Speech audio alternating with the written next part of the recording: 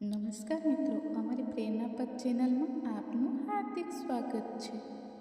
તમામ દર્શકોને કાર્તિક માસની અમાવસ એટલે કે દિવાળીની અનંત શુભકામનાઓ અને અભિનંદન. દોસ્તો, 20મી ઓક્ટોબરે કાર્તિક માસમાં આવનારી વર્ષની સૌથી મોટી અમાસ એટલે કે દિવાળીના દિવસે લક્ષ્મી પૂજન કરવું કે ન કરવું, દીવા અને ફટાકડા કરવા કે ન કરવા.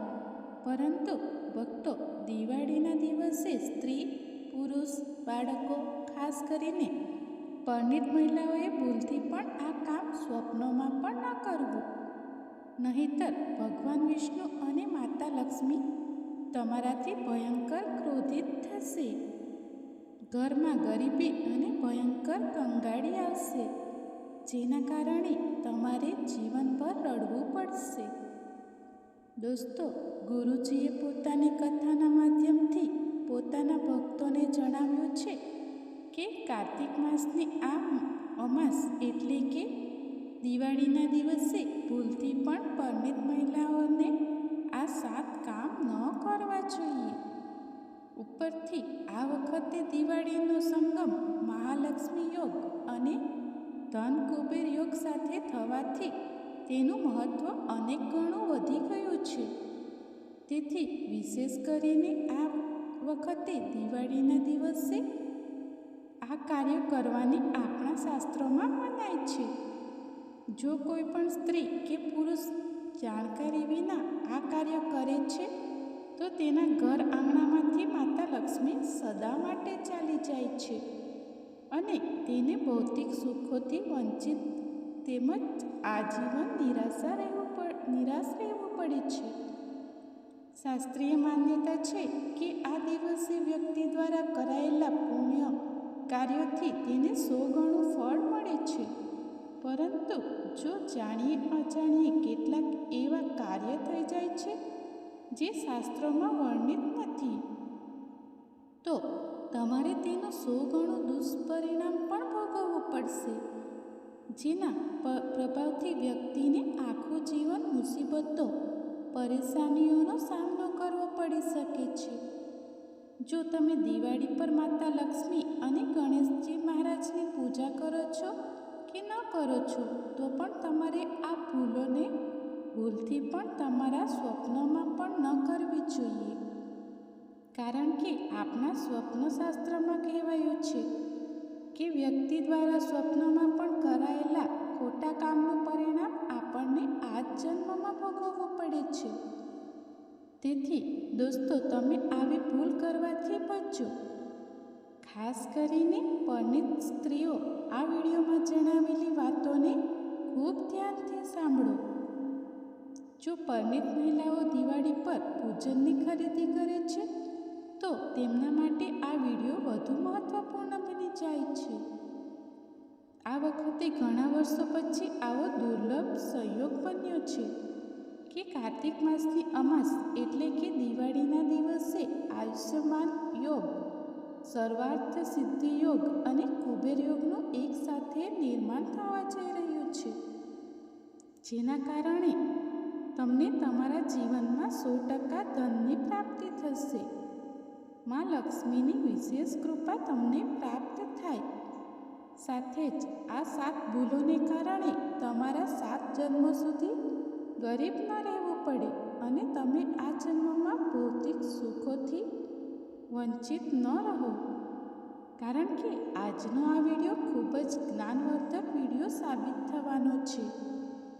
તો તમે તમારા ફાયદા માટે આ વિડીયોને અંત સુધી જોઈને જજો અને ઓછામાં ઓછા 10 લોકોને શેર જરૂર કરજો, જેથી તમારો તો ફાયદો થાય જ, પણ તમે 10 લોકોને પણ ફાયદો કરાવી શકો, જેનાથી તમને પણ પુણ્ય ફળની પ્રાપ્તિ થાય.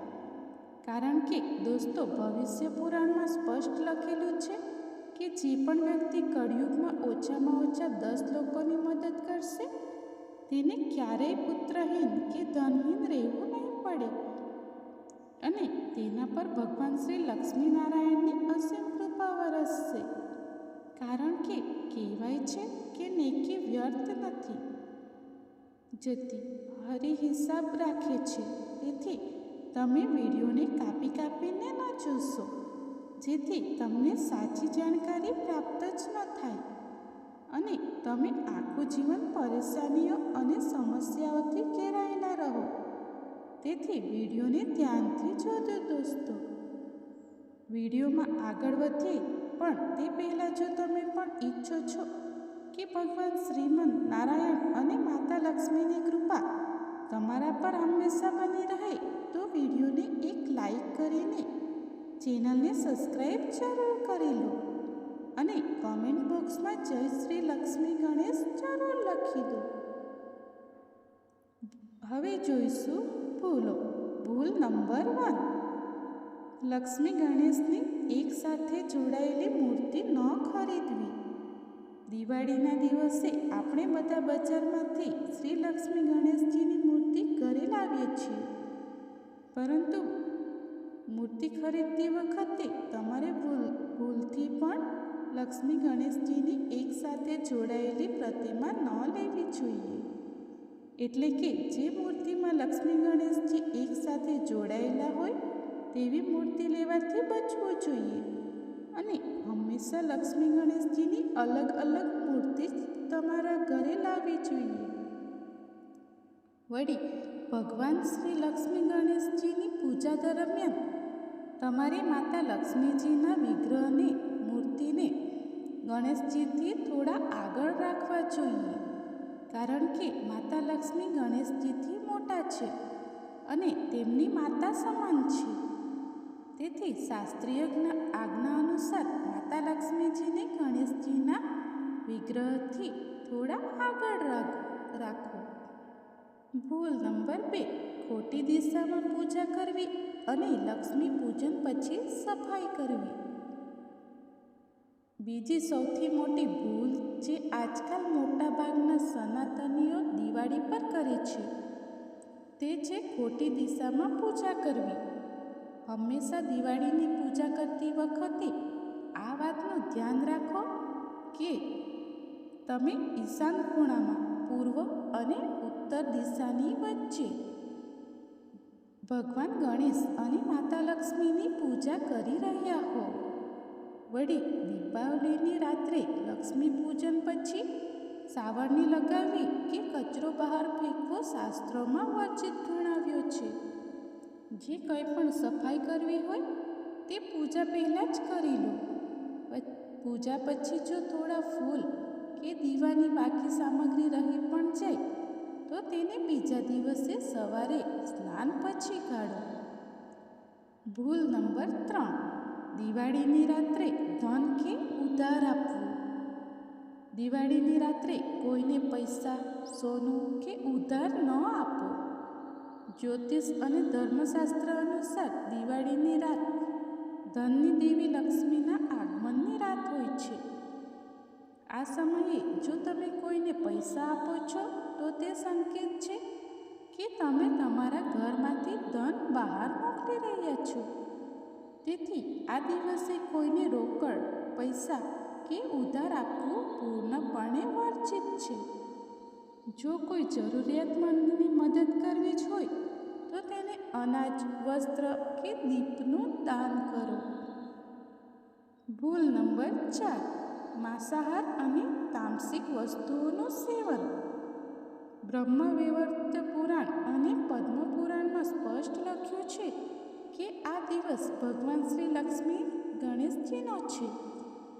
જો કોઈ પણ વ્યક્તિ ભૂલથી પણ માંસ મંદિરાનો પ્રયોગ કરે છે તો લક્ષ્મી માતા તે મનુષ્યના ઘરનો ત્યાગ સદા માટે કરી દે છે. તેથી પોતાના અને પોતાના પરિવારની સલામતી માટે આ દિવસે આવા વિશિષ્ટ ભોજનનું સેવન ન કરો.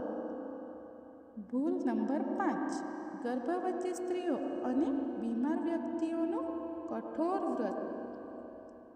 દિવાળીનું વ્રત ગર્ભવતી સ્ત્રીઓએ પાણી પીધા વિના ન કરવું જોઈએ. દૂધ પીતા બાળકોવાળી મહિલાઓ, સ્તનપાન કરાવતી મહિલાઓ અને દવાઓ પર નિર્ભર વૃદ્ધ લોકોએ પણ જળ ગ્રહણ કર્યા વિના વ્રત ન કરવું. તેના બદલે તમે ફળાહાર કરો. જો મહિલાઓના માસિક ધર્મ આવ્યા હોય તો તે અવસ્થામાં શ્રદ્ધા હોય તો વ્રત રાખી શકે છે, પરંતુ કોઈ પણ પૂજન સામગ્રીને સ્પર્શ ન કરે, ન મંદિર જાય, ન પૂજન કરે. ભૂલ નંબર 6, રાત્રિ જાગરણનો દુરુપયોગ અને દાંપત્ય જીવનના નિયમોનું ઉલ્લંઘન. આ રાત્રિ જાગરણનું પણ મહત્વ હોય છે. જાગરણનો અર્થ માત્ર વ્યર્થની વાતો કરવી, ટીવી જોવું કે મોબાઈલ ચલાવવું નથી. સાચું જાગરણ તે છે જેમાં મન ભક્તિભાવથી જોડાયેલું રહે. દીવા ઓલવાઈ જાય તે પહેલાં સૂઈ જવું યોગ્ય નથી માનવામાં આવતું. વળી દિવાળીના આ શુભ દિવસે પતિ પત્નીને એકબીજાની નજીક ન આવવું જોઈએ, કારણ કે આ દિવસે રતિક્રિયા કરવાથી ઉર્જાની ક્ષતિ થાય છે અને ભગવાન સુધી પહોંચવાના માર્ગમાં અવરોધ આવે છે. ભૂલ નંબર 7, ઝઘડો, અપમાન અને નશો. દિવાળીના દિવસે કોઈની પણ સાથે ઝઘડો ન કરો. દરેક મનુષ્યની અંદર નારાયણનો વાસ છે. તેથી જો તમે આ દિવસે કોઈને કંઈ પણ સારું ખોટું કહો છો, કોઈનું અપમાન કરો છો, તો તેને ભગવાન નારાયણજીનું અપમાન સમજવામાં આવશે. વળી આ દિવસે મહિલાઓનું સન્માન જરૂર કરવું જોઈએ, કારણ કે સ્ત્રીઓને માતા લક્ષ્મીનું રૂપ ગણાવાયું છે. તુલસીના છોડ પાસે મુખ્ય દ્વાર પર રસોઈમાં દીવો અવશ્ય પ્રગટાવો. વળી આ દિવસે પાન મસાલા, ગુટખા, સિગરેટ વગેરે નશીલી વસ્તુઓથી પણ દૂર રહેવું જોઈએ. સોમવાર દિવાળીના દિવસે કરવાના વિશેષ ઉપાયો. દોસ્તો, આ વખતે અમાસ સોમવારે પડી રહી છે. શાસ્ત્રોમાં વર્ણિત છે કે જ્યારે પણ સોમવારે અમાસ આવે ત્યારે આ ઉપાયો અવશ્ય કરવા. નંબર 1, હળદર અને મીઠાનો ઉપાય. આ ઉપાય સાંજના પ્રદોષકાળમાં સામાન્ય રીતે સાંજે 6:30 થી 7:30ની વચ્ચે કરવો ઉત્તમ છે. ઘરની શુદ્ધિ. 1 મુઠ્ઠી પીસેલી હળદર લો. શુદ્ધ જળમાં 1 ચપટી હળદર મિક્સ કરીને સારી રીતે ઘોળી લો. આ હળદરવાળા જળનો આખા ઘરમાં છંટકાવ કરો. ચારેય દિશાઓમાં ઓરડા, રસોડું, બાથરૂમની બહાર અને મુખ્ય દ્વારની બંને બાજુ છાંટો. સ્વસ્તિક બનાવો. મુખ્ય દ્વારની બંને બાજુ જમીન પર હળદરથી સ્વસ્તિકનું નિશાન જરૂર બનાવો, કારણ કે સ્વસ્તિક સૌભાગ્ય અને સમૃદ્ધિનું ચિહ્ન છે. તુલસી પૂજન. એ જ હળદરવાળા જળનો થોડો ભાગ લઈને તુલસીના છોડ પાસે જાઓ, ત્યાં જળ ચડાવો અને મનમાં ઓમ નમો ભગવતે વાસુદેવાય મંત્રનો જાપ કરો અને મા તુલસીને પ્રાર્થના કરો. દીવા પ્રગટાવો. ગાયના ઘીનો દીવો તૈયાર કરો. દીવામાં 1 ચપટી હળદર મિક્સ કરો. આ દીવો 4 મુખવાળો હોય તો ઉત્તમ છે, અથવા એક દીવામાં 4 વાટ લગાવીને પણ સમાન પ્રભાવ મળશે. 5 દીવા. તુલસી પાસે, મુખ્ય દ્વાર પર, રસોડા પાસે, મંદિરમાં લક્ષ્મીનારાયણની સામે અને તે ઓરડામાં જ્યાં સમૃદ્ધિ ટકે એમ 5 દીવા પ્રગટાવો. મુખ્ય દ્વાર પર દીવો રાખતી વખતે દ્વારની બંને બાજુ સ્વસ્તિક સ્પષ્ટ દેખાવો જોઈએ. લક્ષ્મીનારાયણની સામે દીવો રાખતી વખતે ઓમ ધન દાત્રી નમઃ નું ઓછામાં ઓછું 11 વાર ઉચ્ચારણ કરો. નકારાત્મકતા દૂર કરો. 1 મુઠ્ઠી મીઠું લઈને ઘરના કોઈ એવા ખૂણામાં ફેંકી દો જ્યાં નકારાત્મકતા રહે છે અને મનમાં કહો કે હે ઈશ્વર, આ મીઠું મારા ઘરના બધા દોષ, કાલસર્પ, રાહુ અને વાસ્તુ દોષનો અંત કરે. નંબર 2, ધાણા દીવાનો અદ્ભુત ઉપાય. આ ઉપાય આખી સાધનાનો સમાપન ચરણ છે. દીવો તૈયાર કરવો. ગાયના ઘીના દીવામાં 7 થી 9 ધાણાના દાણા નાખીને તેને તુલસી પાસે અથવા તમારા ઘરની ઉત્તર દિશામાં પ્રગટાવો. મંત્ર: આ ધાણા દીવો પ્રગટાવતી વખતે ઓમ શ્રી હિમ ક્લીમ શ્રી સિદ્ધિ લક્ષ્મીએ નમઃ મંત્રનો જપ કરો. આ મંત્ર મા લક્ષ્મીને પ્રસન્ન કરે છે. વિસર્જન: જ્યારે દીવો ઓલવાઈ જાય ત્યારે બીજા દિવસે સવારે તેની વધેલી વાટ અને ધાણાના દાણા તુલસીના છોડની પાસે રાખી દો. લક્ષ્મી પૂજનના દિવસે ધન પોટલી બનાવવાની શાસ્ત્રીય વિધિ. આ ઉપાય ધન સંપત્તિની સ્થિરતા માટે છે.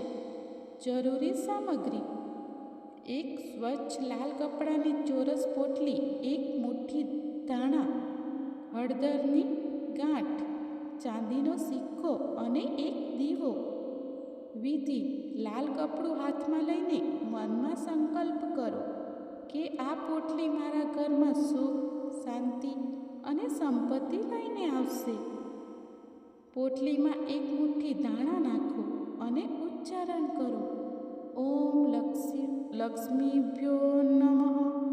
કૃપા કરીને આ ધન પોટલીને મારી સમૃદ્ધિનું માધ્યમ બનાવો. ત્યારબાદ હળદરની 1 નાની ગાંઠ નાખો. મનમાં સંકલ્પ કરો કે મારા ઘરનો દરેક ખૂણો ધન અને સુખથી પરિપૂર્ણ થાય. પછી ચાંદીનો 1 સિક્કો રાખો અને ઉચ્ચારણ કરો: માતા લક્ષ્મી, કૃપા કરો કે આ પોટલી મારા ઘરમાં ધન અને સમૃદ્ધિ લાવે. પોટલીને કાળજીપૂર્વક બાંધો અને તેના ઉપર 1 નાનો દીવો રાખો. સ્થાપના: આ ધન પોટલીને ઘરના મુખ્ય સ્થાન પર, જેમ કે પૂજા સ્થાન કે ઘરના કોઈ શુદ્ધ અને સ્વચ્છ ખૂણામાં રાખો. આ દીવાને દરરોજ સંધ્યા સમયે પ્રગટાવો. પોટલીને ક્યારેય ખાલી ન થવા દો. સમયાંતરે તેમાં થોડા ચોખા કે હળદર નાખીને તેને સક્રિય રાખો. ધનતેરસના દિવસે ભૂલથી પણ ના કરવાના કાર્યો. આ વખતે ધનતેરસનો સંગમ શનિવારે સાથે થવાથી તેનું મહત્ત્વ વધી ગયું છે. વાહન કે મશીનરી ન ખરીદવી. ધનતેરસ ત્રયોદશી તિથિએ મનાવાય છે. આ દિવસે વાહન અથવા મશીનરી ઉપકરણો ખરીદવાથી દુર્ઘટના થવાની સંભાવના અનેક ગણી વધી જાય છે. જો તમારે ગાડી લેવી જ હોય તો તમે નરક ચતુર્દશી અથવા દિવાળીના દિવસે ખરીદી શકો છો. લોખંડ કે સ્ટીલની વસ્તુઓ ન ખરીદવી. ધનતેરસ પર લોખંડમાંથી બનેલી વસ્તુઓ ખરીદવી અશુભ માનવામાં આવે છે. લોખંડ શનિ ગ્રહનું પ્રતીક છે અને આ દિવસે શનિવાર પણ હોય તો શનિ દોષ વધી શકે છે. તેના બદલે તાંબુ, ચાંદી કે પિત્તળના વાસણો ખરીદવાની પરંપરા છે. તાપસી ભોજનનો ત્યાગ. બ્રહ્મવૈવર્ત પુરાણ અનુસાર આ દિવસે માંસ, મદિરા કે અન્ય તામસિક ભોજનનો પ્રયોગ કરવાથી લક્ષ્મી માતા ઘરનો ત્યાગ કરે છે. વિશિષ્ટ શાકભાજીનું સેવન ન કરવું. જો તમે વ્રત ન પણ રાખતા હો તો પણ આ દિવસે રીંગણ, શાકભાજી, મસૂરની દાળ, મૂળા, ડુંગળી, લસણ, સલગમ, કોબીજ અને વાલનું સેવન ન કરવું જોઈએ, કારણ કે તેમાં તમોગુણ હોવાથી તેને માંસ ખાવા બરાબર માનવામાં આવ્યું છે. દેવું કે ઉધાર ન આપવું. દિવાળીની જેમ જ ધનતેરસના દિવસે પણ કોઈને પૈસા, સોનું કે વસ્તુઓ ઉધાર આપવી વર્જિત છે. કપડાં અને નખ ન કાપવા. ધનતેરસના દિવસે મહિલા કે પુરુષ કોઈએ પણ નખ અને વાળ કાપવાથી બચવું જોઈએ. ઝઘડો અને અપમાન ન કરવું. આ દિવસે કોઈની પણ સાથે ઝઘડો ન કરો અને ખાસ કરીને મહિલાઓનું સન્માન જરૂર કરો, કારણ કે તેમની અંદર માતા લક્ષ્મીનું સ્વરૂપ છે. આ માહિતી વિવિધ શાસ્ત્રો અને ધાર્મિક ગ્રંથો પર આધારિત છે. શ્રદ્ધા અને ભક્તિ સાથે કરેલા દરેક કાર્યનું ફળ અવશ્ય મળે છે. જય શ્રી લક્ષ્મીનારાયણ. ધન્યવાદ મિત્રો.